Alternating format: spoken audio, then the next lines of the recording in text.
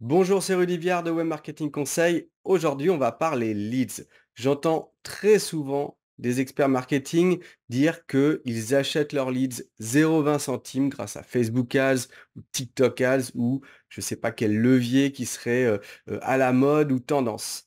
Et puis à l'inverse, on entend parfois des entreprises qui disent bah, moi, mon lead, il me coûte 10 euros, 50 euros, 250 euros. Et du coup, bah, je voulais un petit peu clarifier ça avec vous aujourd'hui, vous montrer qu'en fait, on ne parle pas forcément de la même chose, des mêmes leads. Et justement, bah, ça va être intéressant de voir dans le détail quel lead correspond quelle action. C'est-à-dire qu'est-ce qu'on va pouvoir faire en fonction du lead qu'on a en face de nous pour justement le travailler parce qu'évidemment, quelqu'un qui paye un lead 20 centimes, il parle pas de la même chose que celui qui le paye 250. Alors, on va commencer par définir tout ce qu'on entend par lead. Souvent, on va entendre des gens qui vont dire qu'un lead, c'est un email. C'est-à-dire que s'ils ont une ligne dans leur Excel avec un email, avec un site internet, avec peut-être un numéro de téléphone, pour eux, c'est un lead. On va aussi parfois entendre des gens dire que s'ils obtiennent un email, une fois qu'on a téléchargé par exemple un guide ou une vidéo, alors là, oui, une fois qu'il est abonné à sa liste, c'est un lead. Et puis, parfois également, on va parler de lead quand c'est une touche, une prise de contact, même un prospect chaud qui a peut-être exprimé de l'intérêt pour votre marque et du coup, ou votre entreprise et qui du coup, bah, il est à 2 doigts d'acheter. Donc on va voir que déjà, on a 3 catégories, mais en réalité, il y en a 4 des catégories. La première de ces catégories, eh bien, ce sont les prospects froids. En anglais, on va dire cold leads. Eh bien, ces prospects, ce sont des personnes, donc des prospects en puissance, hein, mais qui n'ont jamais interagi avec votre entreprise ou votre marque. Donc, c'est des gens qui pourraient correspondre à votre profil, à votre avatar client, à votre client idéal, mais bah, en fait, ils n'ont rien demandé de votre part. Si on parle en termes de marketing digital, bah, ça va être des gens qui visitent votre site et puis qui partent en fait.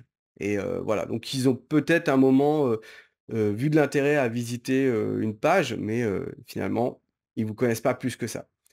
Hem, Ces prospects, pour qu'ils aient le nom de prospect, eh bien, il faut quand même qu'ils soient dans votre ciblage. C'est-à-dire qu'ils soient dans votre ciblage démographique. Si c'est pour cibler toute la France, bah, on cible pas réellement. Et puis, il faut qu'on ait un moyen de les contacter. Donc, par exemple, si un prospect froid a visité votre site, il y a des outils, j'en parlerai pas aujourd'hui, mais qui permettent de détecter de quelle entreprise ils viennent. Et derrière, ben, on va pouvoir les recontacter avec le numéro de téléphone ou avec l'adresse email ou avec peut-être un compte LinkedIn. Donc ça, ce sont des tactiques qui existent, hein, mais voilà, on est quand même face à quelqu'un qui n'a rien demandé et on va pouvoir travailler si on le veut. Pour certains, moi, par exemple, moi, sur mon site, je vais pas spécialement, avoir d'action, envers eux, sur Web Marketing Conseil. Par contre, sur mon agence Luneos, bah, pourquoi pas? Parce que on va être beaucoup plus top of the funnel, donc on va être en haut de l'entonnoir et ça a de l'intérêt pour nous. Qu'est-ce qu'on peut faire avec ce type de leads? Eh ben, on peut faire soit du volume, donc là, on est vraiment dans, le cas, vous savez quand vous faites harceler là à 18 heures par, les fournisseurs d'électricité, par, les opérateurs mobiles qui veulent, que vous changiez de forfait ou, même, par, des gens qui vendent, des nouvelles toitures, de l'électricité, solaire et cetera et cetera. Donc là, on est vraiment dans un contexte où on est sollicité, on n'a rien demandé, mais on est quand même prospecté. À l'ancienne, il y avait, tous les prospectus qu'on vous laissait dans votre boîte aux lettres et à Noël notamment et vous avez rien demandé, mais pourtant vous êtes une cible. Donc la première approche, bah, c'est de faire du volume. Donc c'est de dire: «Si j'ai accès à une énorme source de prospects de cet ordre, eh bien, bah, je vais, les traiter mécaniquement». Ça peut se faire avec, voilà, des téléprospecteurs, avec des commerciaux. 2e, méthode, bah, c'est tout simplement de se dire: «Bon, bah, ils sont pas assez matures pour moi ces gens-là, donc il va falloir que je les réchauffe» et du coup, on va utiliser par exemple un setter ou un SDR pour Sales Development, Representative. Ce sont des gens qui en fait vont, un petit peu, essuyer les plâtres en fait ils vont aller faire, du chiffre, faire de la préqualification, on appelle ça, et donc ils vont essayer de voir si face à ces gens, très froids, finalement, qui sont très éloignés de la vente, est-ce qu'on peut pas en tirer des rendez-vous ou est-ce qu'on peut pas les travailler? Donc la première approche, c'est du faire du volume. La deuxième approche, c'est de dire: «Bah, écoutez, on va garder contact avec ces gens-là, on va faire une première accroche, on va dire, mais derrière, on va peut-être continuer à les nurturer, donc à les nourrir, les évangéliser en, prenant des nouvelles tous les 2-3 mois ou en envoyant, des petits emails avec un petit peu de valeur».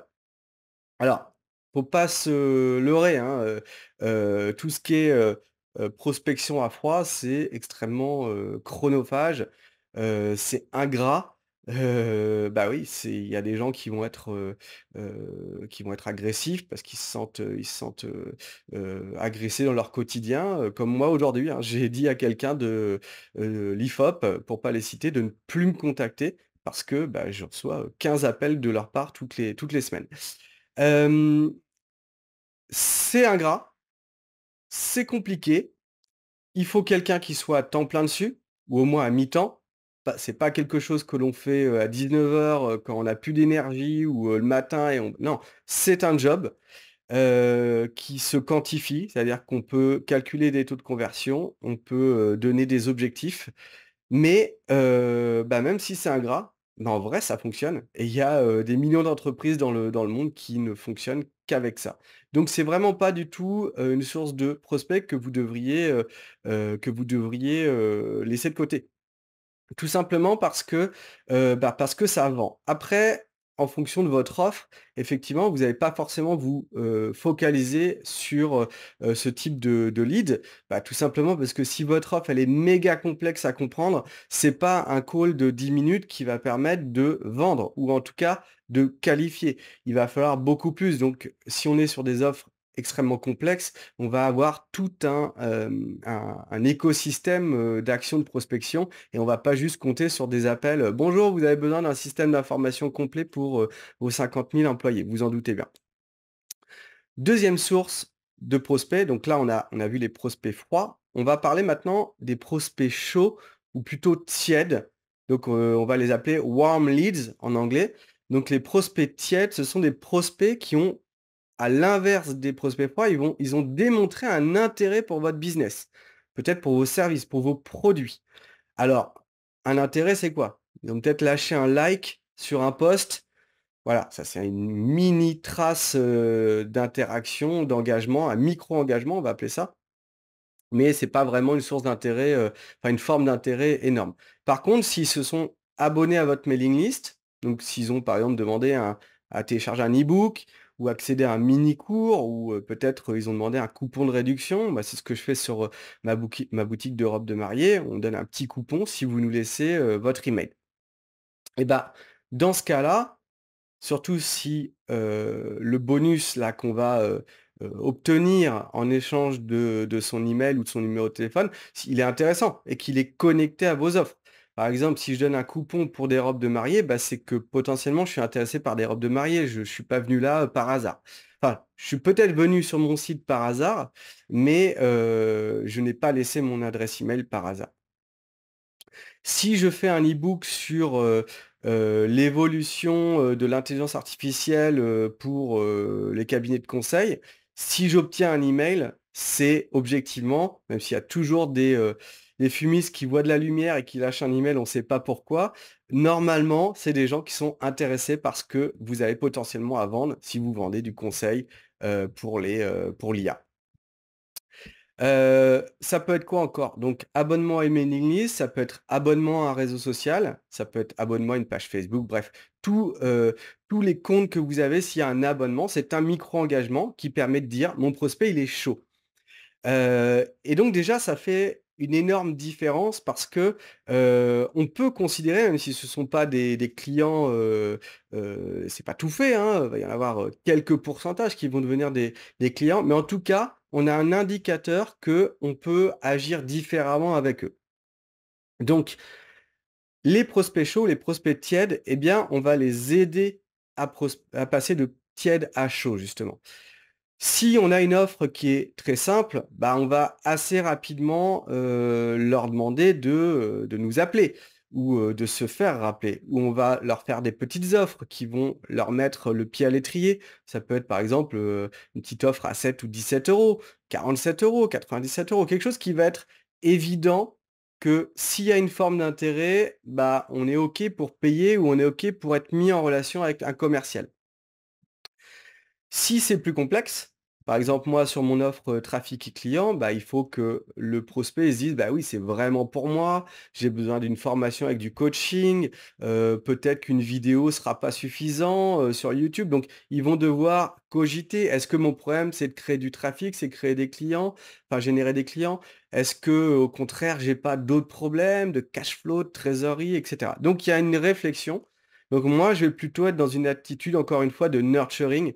Donc je vais leur envoyer des messages de manière j'essaye en tout cas d'être omniprésent dans présent dans leur univers et donc je vais leur envoyer des emails, des posts sur les réseaux sociaux, peut-être des contenus, des choses additionnelles qui vont leur permettre d'évoluer en fait dans leur compréhension de leurs problèmes et un de ces jours, bah, de se dire: «Bah, tiens, j'ai envie de coaching avec Rudy» ou «J'ai envie de faire, sa formation et son programme de coaching en groupe».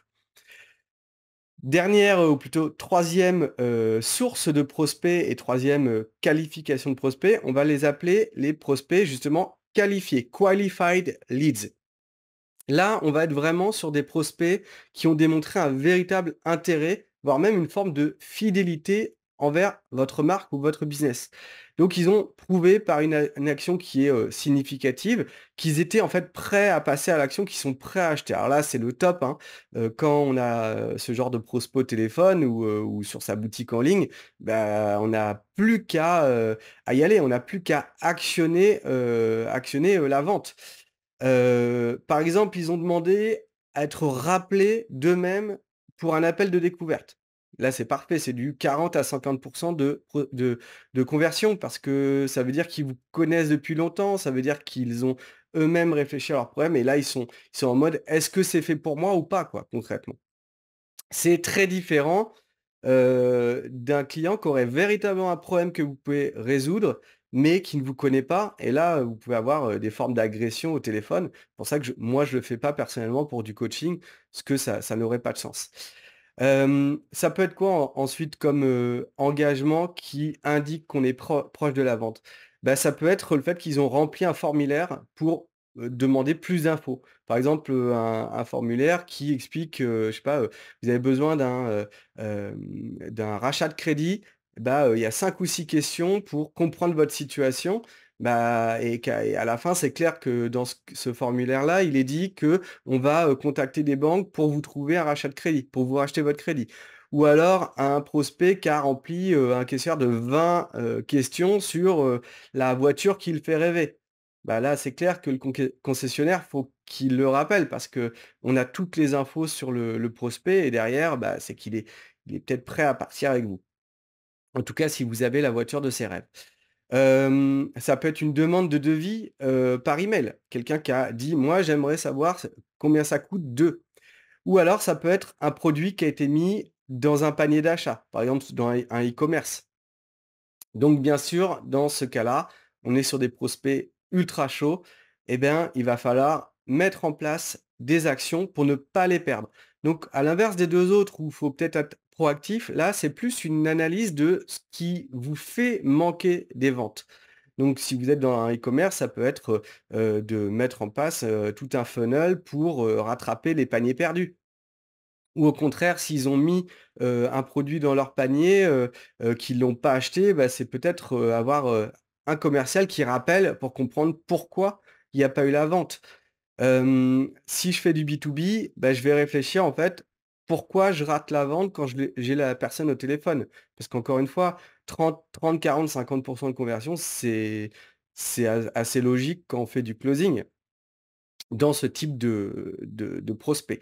Donc on va plutôt avoir une étude de qu'est-ce qui, nous fait manquer des ventes et qu'est-ce qui, perce notre entonnoir de conversion à ce niveau-là et effectivement, la, rentabilité de votre entreprise, elle varie énormément en fonction de votre taux de conversion. Donc vraiment, ne lâchez pas l'affaire sur ça, parce qu'entre 30 de conversion et 40 de conversion, ça veut dire que toutes ces petites gouttes là qui arrivent à la fin, qui ont l'air d'être pas grand-chose, en fait, c'est un énorme boulot en amont et donc bah, ça fait, quand même, si vous passez de 30 à 40, ça fait quand même, alors je suis nul en calcul, mais 20-25 d'augmentation en termes de clients. Donc c'est monstrueux et cette marge et bah, vous pouvez la réinvestir dans votre marketing, dans la pub, dans la prospection.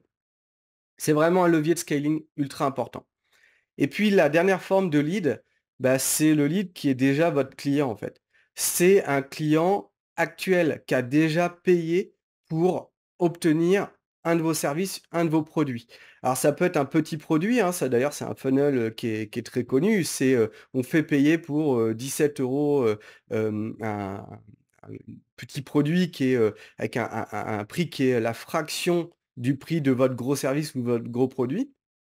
Mais le fait qu'ils aient sorti leur carte et ben ça permet de dire: «Ils sont super intéressés» parce que quand on paye en ligne, c'est extrêmement compliqué de sortir sa carte. Regardez vous-même, vous allez dans une boutique, vous aviez prévu de rien acheter, vous repartez toujours avec un petit truc à 5 €. Le même goodies à 5 en ligne, vous allez mettre 20 minutes à réfléchir: «Mais est-ce que je l'achète ou pas?» machin. Vous allez peut-être même fermer la page, plus y penser et c'est peut-être 3-4 jours après que vous allez l'acheter. Donc c'est beaucoup plus compliqué d'obtenir un passage à l'action en ligne. Je parle du B2C ou du B2B là, hein, vraiment, donc on peut faire payer nos prospects avec des petits produits pour leur faire passer, le pied à l'étrier. Mais vos clients, ceux qui payent beaucoup, qui payent, 1 000, 5 000, 10 000, 50 000 €, je ne sais pas quelle est votre tarification, bah, eux, ce sont des clients, en puissance, des nouveaux clients en puissance. C'est-à-dire qu'il y aura jamais un lead, un prospect moins cher que vos clients actuels, c'est impossible. Eux, ils vous font déjà confiance, ils ont déjà, lâché leur carte, ils ont déjà, enfin, ils ont déjà compris que vous aviez un savoir-faire, que vous étiez, «les meilleurs» entre guillemets. Donc si vous avez, donné satisfaction, bah, tout simplement, ils vont racheter des choses. Moi, ça m'arrive, mais depuis, 10 ans, j'ai des gens qui me tous les ans, ils reviennent avec un besoin genre: «Ah Rudy, je suis bloqué sur ça, tu peux pas me faire 1 heure de coaching?» «Oui, pas de souci, on le fait». Ou au contraire, ils reprennent un mois d'accompagnement ou, voilà, en tout cas ou un atelier qui est complémentaire de ma formation. Donc voilà, on a vraiment là une source quasiment illimitée. Donc plus vous avez de closing, de signature à l'étape du nouveau business, donc de la nouvelle acquisition de clients, plus vous allez avoir de clients et plus ça, c'est une source, importante de clients pour vous. Ça va jouer comme un tapis d'amortissement et vous allez pouvoir donc faire des ventes croisées, des upsells, des downsells. J'espère que je n'utilise pas trop de mots anglais, et que vous n'êtes pas perdus, mais mettez dans les commentaires si vous ne comprenez pas, je me ferai un plaisir d'expliquer. En tout cas, plus vous avez de nouveaux clients en termes de qualified lead, de leads qualifiés, plus vous allez avoir de réels clients et plus ces réels clients vont devenir des sources de business pour le futur. Donc, réfléchissez, si vous avez déjà pas mal de clients, si vous en avez 2, passez plutôt en nouveau business, mais si vous en avez 10, 20, 30, 50, 100, 2000, eh bien, réfléchissez à ce que vous pourriez mettre en place, ne serait-ce que qu'envoyer un petit email à vos anciens clients en disant: «Vous avez un besoin? Vous en êtes où? Est-ce qu'il y a des nouveaux challenges qui ont émergé?» Voilà, mais il y a plein d'autres choses à faire pour pouvoir les ressolliciter régulièrement, pour voir si tout simplement il n'y aurait pas des prestations ou des services que vous pourriez, effectuer pour eux, dans le futur. Voilà, je vous ai tout dit. Laissez un petit pouce, sur la vidéo, dites-moi ce que vous en avez pensé, laissez un petit commentaire et puis partagez la chaîne. Moi, je partage mes connaissances parce que c'est ma passion. Je compte sur vous. Sans vous, ça sert à rien. Donc je vous dis à très vite pour de nouvelles vidéos.